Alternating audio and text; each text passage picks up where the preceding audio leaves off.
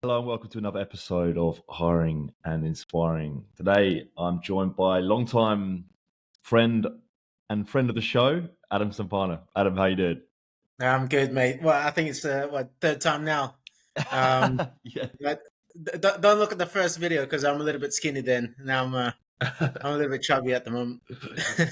Well, good to have you back, mate. Good to have you on.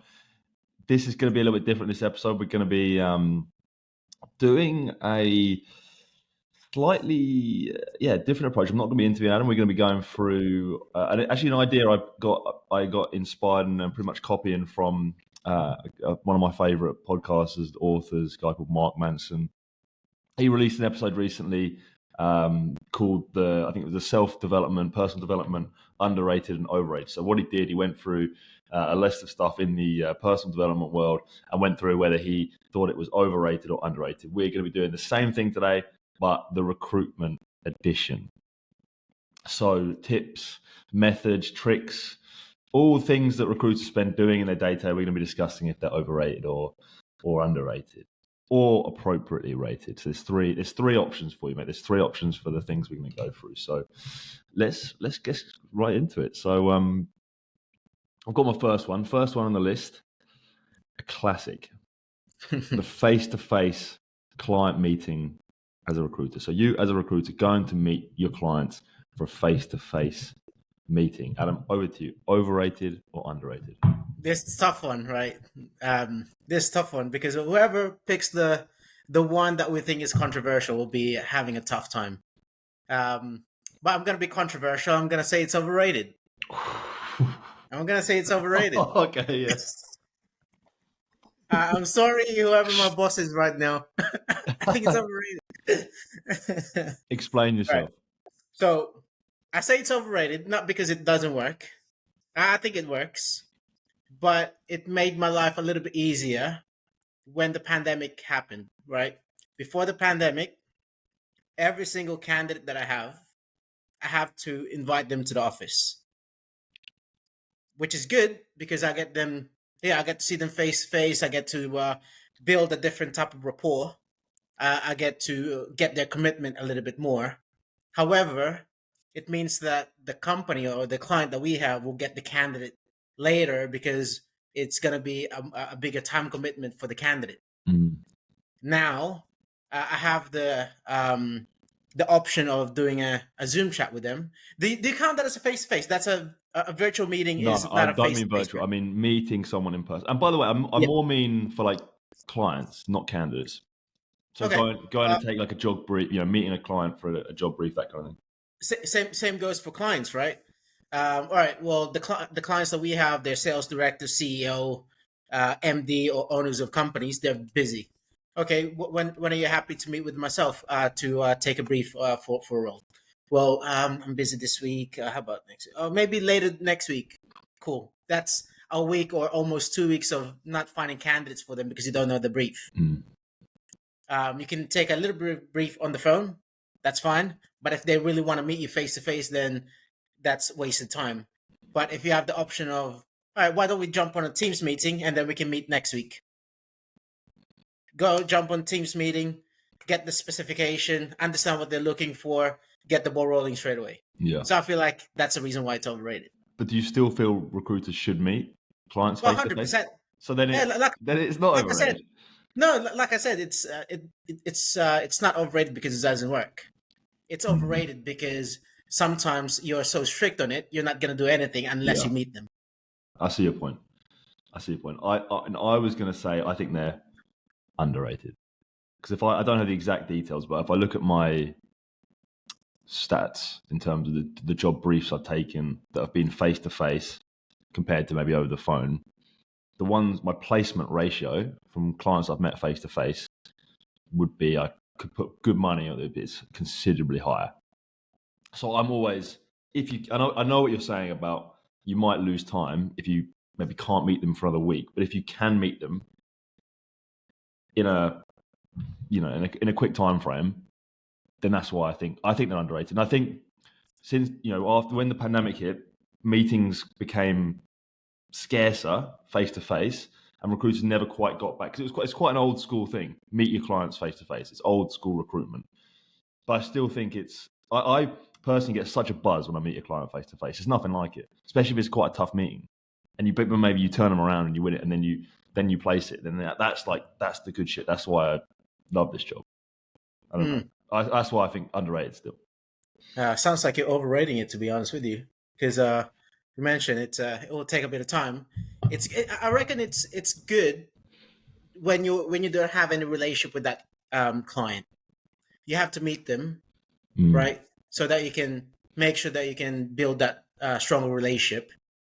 But once you're ingrained in that relationship, I think meeting them every time they have a vacancy or every time they need something, then that's a waste of time. That's the way. Sorry, clients. It's not a waste of time, but it's not going to be the most efficient use of your time. Yeah, if that makes sense. All right. We have slightly different opinions there, but I think. Yeah. Hopefully, I didn't piss off any clients. All right, next one. Job adverts. Ooh, right. As a tool to find great candidates. This is obviously nothing new. This is not a new approach. Posting job adverts, getting candidates from it, but it's still around. We still do it. What do you think? Will you go first this time? No, I'll go first. I would say appropriately rated. As in, this is me sitting, but I don't think they're necessarily overrated or underrated. We see in the last few years, we've seen massive sort of ups and downs in terms of our volume of responses and quality of responses and placements we've made from our adverts. I think we do get results from them as recruiters, but I don't think we should oversell them as our part of our service, because it's quite a similar offering to what clients do. Our value is not necessarily putting an advert and screening the response and putting a candidate. Yes, we do sometimes get candidates that way, but I don't think it's the best way to find candidates, especially when the market's challenging to find good people. So I'm going to sit a little bit on the fence on this one. I don't think I'm not going to swing either way. Sounds overrated, mate. I know. So the reason why I think it's overrated, I don't want to be the negative Nancy in this podcast, but the reason why I think it's overrated, if you think about the return on investment or the perceived return on your advert of some of our clients or even us, if you post a $300 advert, for example, and you just leave it there, Seek or other job board application companies, they'll say, "Oh, right, we'll get the best candidate in this time frame." But for us in the engineering technical space, there's more value in the market knowledge, understanding where the candidates are, rather than passively waiting for them to apply to us. Yeah. Like, you're going to capture the candidates that are on the market, but you're not going to capture you're not going to be setting yourself apart from other companies that's looking for the same candidate. You can put the best keywords on your advert, but then in reality, if you're looking for a job, you're going to apply for every single one anyway. If you're a really good candidate, then you'll be picky. If you're picky and you're looking for the right job, in reality, the advert won't tell you if it's the right job or not. Yeah. You need to speak to people. So I feel like you need to be more proactive than just posting a job advert. Yeah, that's not really your value, because you're just posting an advert and then going for the response and just screening. Yes, can this candidate do it? Maybe let's have anyone can do it. Yeah, it's not really. You can. We have done it. We've earned fees that way. Of course, but it's not. Yeah, I would agree. If I'm leaning slightly one way, slightly overrated. You're probably 51% overrated. Yeah. Next one, LinkedIn. I think I know your answer in this one, but well, okay, this is quite broad. Obviously, we use recruitment. We as recruiters, we use LinkedIn in different ways. We use it for marketing. Yeah. We use it for posting our vacancies. We use it for approaching candidates. I'm thinking this is as a broader tool. As a recruiter, how valuable is it to your day?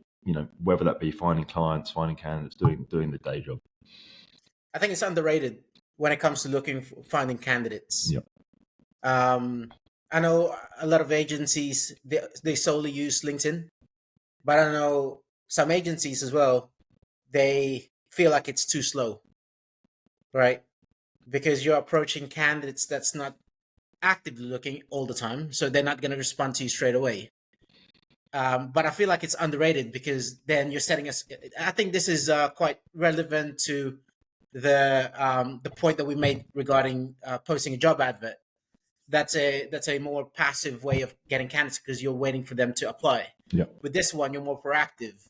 So I don't know. I get more of a buzz in terms of approaching. It's a harder approach because it's almost like cold calling a candidate, right? It is cold calling a candidate. Yeah. You find this candidate, he's not looking or she's not looking, and you find a way to get their number or email address, and you approach them, and you got to be creative in terms of how do you engage them.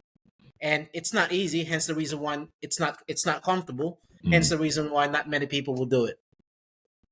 And I feel like it's getting underrated. It's underrated because some people kind of justify the pace of it. It's not fast. It takes time, needs patience. But then if you utilize it right, you're kind of ahead of the game because you know who the candidates are looking before you even get the job. Yeah. Then once you get the vacancy, you kind of be like, all right, oh, that person's looking. Let's approach him. Hopefully, you're the first recruiter to contact that. I'm not sure if I'm making my point clear. No, you are. I get it. It's an interesting one on LinkedIn because it's something. If you think about the recruitment industry, sort of over the years, the way it's evolved and changed the industry in the last 10 years is crazy. Imagine working in recruitment 20 years ago. You wouldn't have. We have LinkedIn. We take it for granted a little bit. We have this way of searching for people. We can instantly see their backgrounds. We can instantly see what they're posting about. We can instantly search companies and tap up and approach people. We have this tool at our fingertips. But I still don't think it's utilized enough for recruiters. That's why I agree. I think it's underrated because you've got everything right there. So there's almost no excuse to you've got this online pool of all your candidates just sitting there waiting to be approached. Yeah. Well, the only thing that's maybe holding it back, I'm not sure if that's the right word, holding back where every single recruiters or consultants are using it as a first option. It's not as accessible as Seek. Seek, their UI is like, all right, this is the application. This is how you approach the person. In LinkedIn, it's approachable if you pay 5,000 or 6,000 or 10,000 per quarter or per year. It's a lot of money versus a $300 advert. And if you're just using your normal LinkedIn with no license, right? It's going to be very tough. You have to be very creative in terms of, connecting with them. Okay. When you're connecting with them, how do you make sure that the person accepts it so that you can message them? Right. What other tools how can you use the information that LinkedIn's using, that's giving you as an advantage? You can't just sit there and wait for LinkedIn to tell you what to do. You got to look at the information and then define how you will use it. I don't argue for this. The only thing I would say that is maybe makes it slightly overrated is everyone bangs on about, you've got to be building a brand online. You've got to be building, approaching candidates. You've got to be networking on LinkedIn so that when they come to you, I think a lot of recruiters can make the mistake of just hanging out on LinkedIn all the time, just scrolling away, dropping a little like and comment or whatever, and sort of saying to themselves, I'm building a brand, I'm social selling, whatever. And you're not even doing anything. So you've got to not spend too long on there. I think a lot of recruiters spend too long just hanging out on LinkedIn. Kind of like using it as Instagram or something. A little bit, yeah. Get off, make sure you're still doing the other stuff. Don't just, focus on LinkedIn, and because you've got to make the calls. You've got to pick up the phone. You've got to make stuff happen. What do you think about, for example, me? I don't post a lot, right? I post here and there if I have time or if I feel like it. But I would say, a lot of my time connecting with people on LinkedIn and having a conversation with them on the phone. So I find a way in terms of engaging them and then, messaging them on private messages and then having a conversation. Not even about recruitment sometimes, just about the market. Do you think that's a viable way of building a brand as well, instead of, like you post every day, right? Do you think it's an even split, or do you think there's a right way or most optimal way of using LinkedIn? I think the most optimal way is to do both. So to do what you do and do what I do. Mm. So because if you're posting every day, if you're building that presence, it would help you with what you do. So you're outbound, when you are actively messaging a candidate to say tap them up or whatever, or even if you were doing the other side of things, a bit of a business development, because of your presence, they would know you. So it makes your outbound easier. Yeah. Not to say what your outbound doesn't work. It can still work, but it makes it easier. And then you're also with the brand building, whatever the posting, it also helps with inbound. Yeah. As we know, like I get lots of inbound stuff because I'm there all the time, because I'm front of mind. And just to make it more difficult, then, if you can only choose one or the other, because not a lot of people are like, a maniac like you, or even some people would think it's both are different skills, right? Yeah. One is almost like written or creative thinking, and the other one is more social, not social, but more verbal, sort of communication. If you can only pick one or two, do you think you're not utilizing it as much, or might as well not do any of it? If I could only pick one, if I had like a target, if I had like a shorter time scale, say I had like a 1 year, I had to hit a target, I'd outbound on LinkedIn. I'd do that, because I need the quicker wins. Mm-hmm. But if I'm thinking about my career, which hopefully I'm in years, decades, then it's like you're more into investing than I am. But the compound interest, it's a slow burn. But I like to think over the years, it will then overtake the short term approach. So that doesn't really answer the question. I see. You're kind of like attacking a different angle. Yeah. Yeah. No, gotcha. Quick one, just on LinkedIn. I know you use LinkedIn Recruiter, that license. Overrated or underrated? Overrated, underrated. I think it's what's like rightly rated. Is that your appropriately rated? Appropriately rated. Yeah. I think because all the tools that you have is there. It's not like you can't just send messages and hope for the best. You can't also just it's not also that it's not that difficult to use as well. So I think it's just right. It's what you put in, really. Yeah. Okay. All right. Next one. Podcast.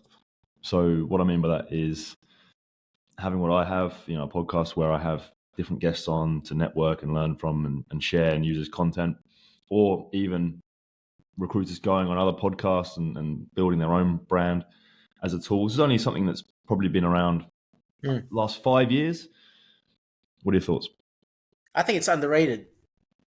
I think we still have an old school mentality where, you make your money by making phone calls and sending emails or finding the leads and converting, etc. But I think there's a big growth opportunity when it comes to getting to know your recruiters, getting to know your consultants, seeing how I sound, seeing how I look, even see how I present myself. Am I the consultant that you would like to represent your company? Kind of like you're getting it's like when you're online shopping or before the internet, right? You go to the shops, you look at the things that you want to buy, and then you ask the salesperson, okay, what do you think about this? What's the benefits? Now you go on the internet and look at reviews. This is kind of like a review. It's a snapshot of what you're gonna get. If I can't string a sentence together and if I don't know anything about recruitment, then why should you use me? Yeah, I agree. Underrated for me, not surprisingly. Yeah, not surprising. Considering we're talking on my podcast. I just said underrated because you have podcast. No, not really. No. Yeah. For me, it's a great opportunity to just network within your industry. It takes time. It's not, it's not for everyone. But it's something that not every recruiter is doing.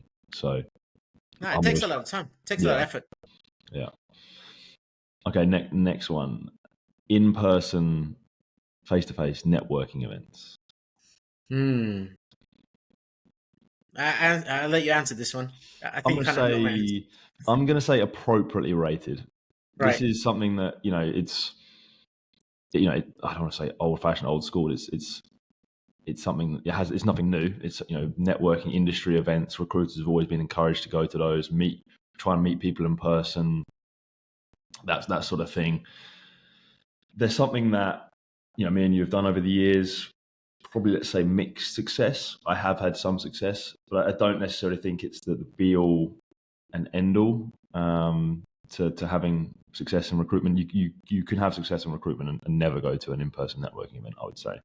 But it is an opportunity there to develop deeper relationships with clients and candidates. It's not necessarily, it's another one of these sort of slow burn techniques. You don't go there to close a deal. You don't go there to hit your target that week. You go there to maybe meet a candidate that you'll have a great chat with, that 6-12 months down the line will remember you because you met them in person and had a bit of a laugh and whatever. And that will be I don't know, it could be a 20 grand fee in 12 months. So I think that they're worth doing, but I'm sitting on the fence a little with this one because if you don't plan them out, if you don't sort of have a bit of a plan of like, right, who am I going to meet, tee up some maybe an intros before, and if you just sort of wander into an event with no plan and spend a whole day there, you've wasted your time. Yeah. For me, I feel like my personality doesn't suit it well. I'm more of an introvert, and I spend not even work wise. I don't spend a lot of time networking, socializing. But I feel like it's overrated. But the only reason why I feel like it's overrated, maybe I haven't utilized it well enough. So I've been to maybe. Are we talking about an event like Sydney Like a Build, Sydney or build or something like that, yeah. how about like you mentioned at the beginning, like event for recruiters, just recruiters? You could, yeah, why not? Yeah. I feel like the Sydney Build one, I see more value in that one. So if I'm just talking about networking events for recruiters, I feel like it's a little bit overrated. I think you only go there to understand the market, but you can do that in many different methods where it's not going to be as big of a time commitment. We smashed it for the last 4 years, right? And I've never been to a single recruitment events. I don't know. Maybe I just don't know how to utilize it. But for me, I feel like you can get away with not going to it. Yeah. Sorry. I think maybe it's industry specific. Like I've spoken with recruiters that swear by them. They say, and they've managed to be able to like talk at them, and then it's, like I always talk about becoming that like known person in your industry. It's a great way to do it. It's Yeah, a great, 100%. it's a great way to, it's a good feeling, like, to sort of go into an, event, you sort of know that person, just catching up with that person. If you feel good, like you feel part of something, and it makes your desk, if you are just sitting in a desk job, it makes your job feel real a little bit sometimes. Yeah. So going, I don't mean this to become like recruiter events versus Sydney Build or other events like that. But if I look at Sydney Build or APPMA, that APPMA, that's the industrial event, right? Yeah, Apex is good. Apex. So those events, I feel like they're underrated because I see them not as a source of candidates or whatever, but just internally for the meantime. I feel like it's good for people that are new. I knew I can see when I first started going to Sydney Build, seeing the products that that in the companies that I'm actually recruiting for Yeah. makes it a little bit more real, but also makes it a little bit more easier to understand. I don't have an engineering background, but going in there, they're so accommodating in terms of explaining those things. Yeah. I think it kind of made it easier for me to relate to the industry that I didn't have any experience in. Gotcha, mate. Next one. A recruitment classic. An old school technique. The reverse marketing of a candidate. Sometimes known as a CSO, we call it. So before you answer, mate, I remember your first year.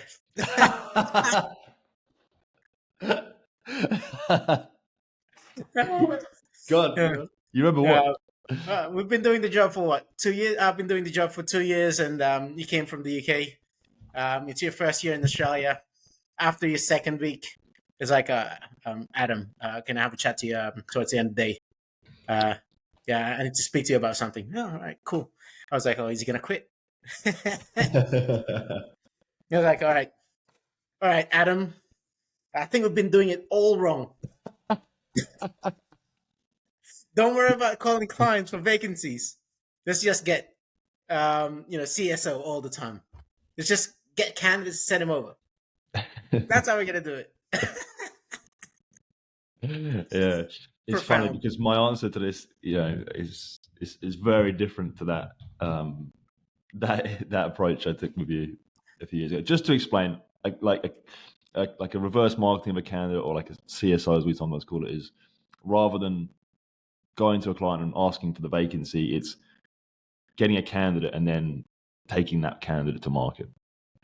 So it's an old school sort of it's an old trick of recruitment, and it definitely worked. Otherwise, we wouldn't be talking about it. And it's definitely a successful technique. But what's your take on it? Overrated or underrated? I feel like your answer is going to piss off Matt. I think it's underrated, right? It's underrated because I don't use it enough, and I know other consultants don't use it enough.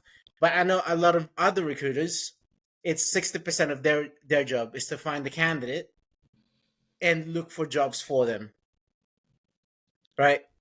I think I have the luxury of you as a BDM and Tian as a BDM. That you guys are really good at finding clients with vacancies. So I don't have time to just only look at candidates and reverse market them. But I have other candidates that's not right for the job that we're recruiting for right now, that we can do more I suppose work in, like help them out. Yeah, I think not putting more work for the BDM like you and Tian, but more for us consultants to be more proactive. We can always be busy. I know sometimes we complain we're not busy enough, there's no vacancies, but we can create activity for ourselves by reverse marketing the candidates that we have. Well, I'm gonna disagree a bit. I have obviously changed my stance on it since my initial convo view you mentioned. I think it is overrated. Come on, man, you're pretty adamant on it. Like you will describe everything that you were doing for it. I know I suggested it's a game changer. I think I maybe got one, like a send out, didn't I, or something? And I was like, let's just rewrite the rules and stuff. So why do you think it's overrated? I think because I've done it so much, and I don't think it's ever really worked. I've made a couple of placements with it, maybe one. I'm not sure. It does have its merits. It does, because you're bringing value to the table. Like, clients do appreciate it. A lot of the time, like, you gain respect from it. Like, you've thought of me. You've come to me with something rather than just selling and pitching your services. You actually you're bringing some value to this call. You've got something for me. So it does have its merits, but I just never seem to make a placement from it. It never. What did they say? What did the client say whenever you do that? A lot of the time, sounds great, but nothing for them, sort of thing. Mm-hmm. I think for us, because we're niche already, and then when we speak to the candidate, they're quite niche already. Yeah. And the vacancies for that, for the jobs that they want, there's probably only, I would say, if they're industry specific, there's only 10 companies, and the rest will be small ones. And there's, out of 10 companies, there's probably 1 or 2 vacancies in that industry. So, but if you're a little bit more, I think the reason why it works for other companies is they're looking at project managers, site supervisors, contracts admin, operations led, whatever, engineering. There's more vacancies in that space where they can just focus on, Yeah. understanding the market and then finding what suits to them, because their skills will be a little bit more transferable. Yeah. But for us, we're a little bit more specific. I know. Yeah, I agree. I think that's why I'm saying it's overrated. I think, but there's other recruiters I know it's basically that's all they do. And I think, especially like a couple of years ago when the market was so buoyant in completely different other industries and sectors, I know there were recruiters. That's all they did. Their job was to solely network with candidates and just find. And as soon as they've got a sort of candidate, where can I get this person out? Yeah, Because there's such a candidate shortage. yeah, we still do that. And sometimes what happens is, yes, this candidate's not right, but you get a vacancy out of it because, like, actually, your candidate's right. Your candidate's great, but it's not right for the vacancy that we have. But knowing that you kind of understand the sort of direction that we usually take, you might be able to help us. So it's kind of like you mentioned, it's a good, I suppose, opener, if you like. Yeah, agreed. Sorry, Next Matt. one. Well, I said it's underrated. Yeah. Next one. Cold calling. Cold calling. The godfather of recruitment, prospecting, winning business, get on the phone, whatever. Yeah. Pick up the phone, make stuff happen. Making cold calls. The bread and butter of your day job, especially, even more like historically, it was all you did. Now is a bit of a blend, but yeah. What do you think?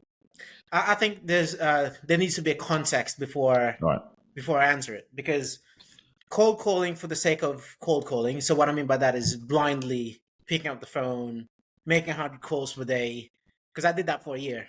I made 100, 110 calls a day, just going through the contact list, having a chat. It was great for my development as a sales professional. Built my confidence, taught me how to think on my feet and be a little bit more conversational. If you're just blindly cold calling, I think that's overrated. Yeah. But it's underrated if you're doing it thoughtfully, and have a strategy. So I have this sort of buzzword for the last month for some reason. I got the micro and the macro strategy for cold calling. So the macro strategy, it's kind of like, what's my overall plan? So my overall plan is to find every single candidate in building construction that's good at hunting and wants to do hunting. Okay, that's my macro strategy. My micro strategy is, okay, how am I going to do that? Okay, I'm going to use LinkedIn. I'm going to use Seek. I'm going to use referral system. And then I'm going to use my CRM to keep track of them. I'm going to cold call. How am I going to get the contacts? Lusher, whatever. So you have a plan. If you have that sort of solid foundation, then I think it's underrated. Yeah. Targeted cold calling. Yeah. Agreed. Underrated for me. Even like the spray and pray approach. It can get results, but it's old fashioned, I think. For me, like, cold calling still is one of the best ways to. But it is the best way. There's all these techniques we've talked about, the in-person networking, the LinkedIn stuff, but like the best way for recruiters to effectively, because our role is to be able to communicate well, to negotiate, to effectively persuade and sell. Our best way to do that is get on the phone still. And I think a lot of recruiters do. I don't know. I can't speak for the whole industry, but they maybe shy away from picking up the phone, as much as maybe they should.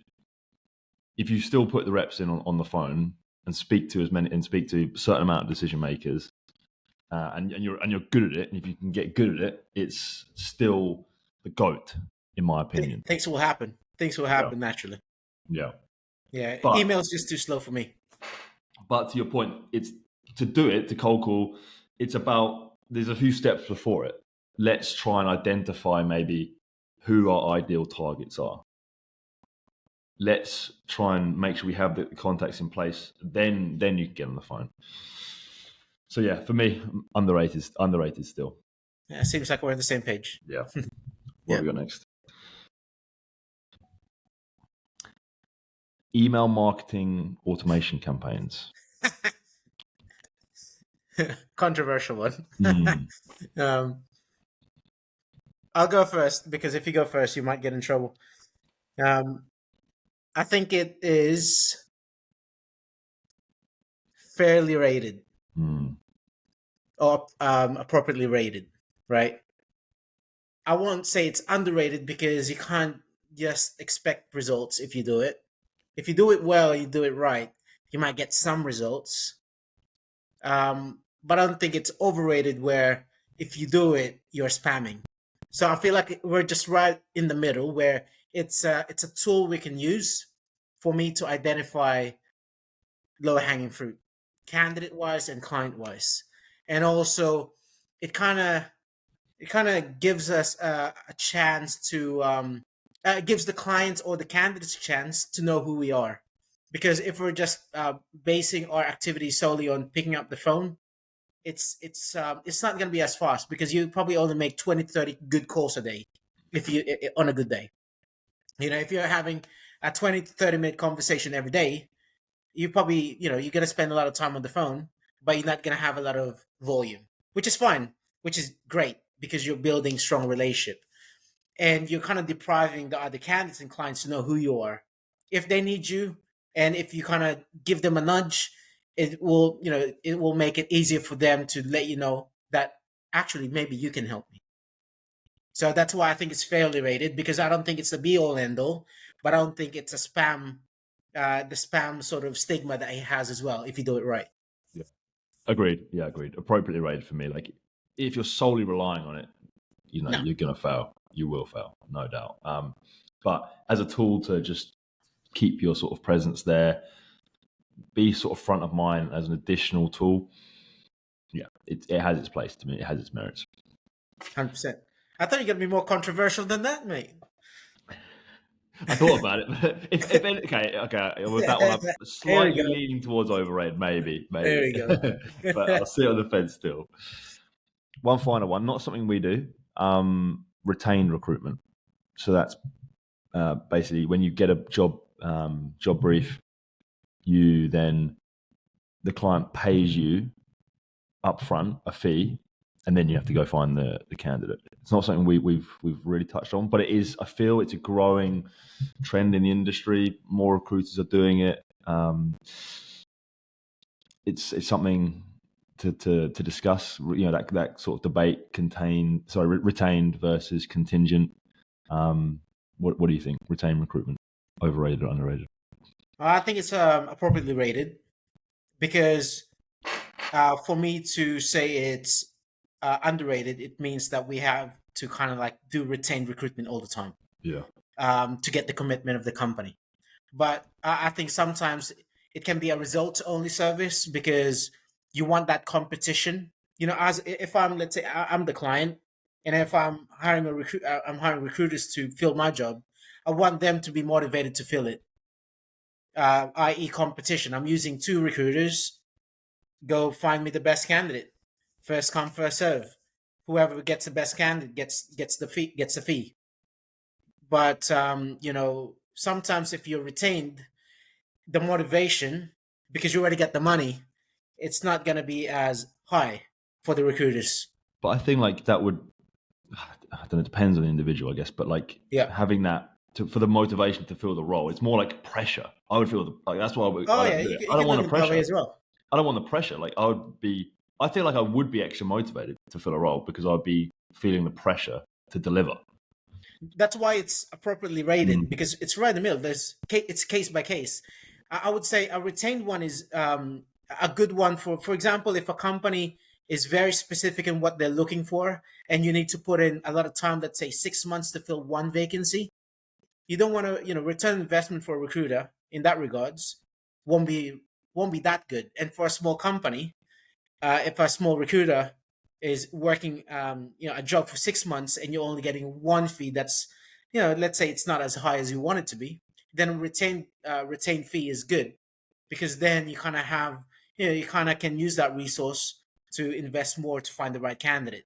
But you can look at it both ways. There's pressure in both ways, right? No retainer, the pressure would come from someone else would feel it. Yeah. Another recruiter's better than you. I hate that. I hate that feeling. Yeah. I've had that feeling, significantly once this year, that, a recruiter that I know I can beat me, right? Yeah. And then on the other side, the way you're talking about is, the pressure of, they got the client's money, I better fill it, right? So it can go both ways. So I feel like it's right in the middle. I feel like it's a hard sell as well. Like, can you imagine when you first started your job, and it was like, right, Adam, this is how we do it. You have to, every job you get is retained. You have to you have to convince the client to pay them 15, 20 grand before you even do anything. I just feel like you wouldn't have, no offense, made any money.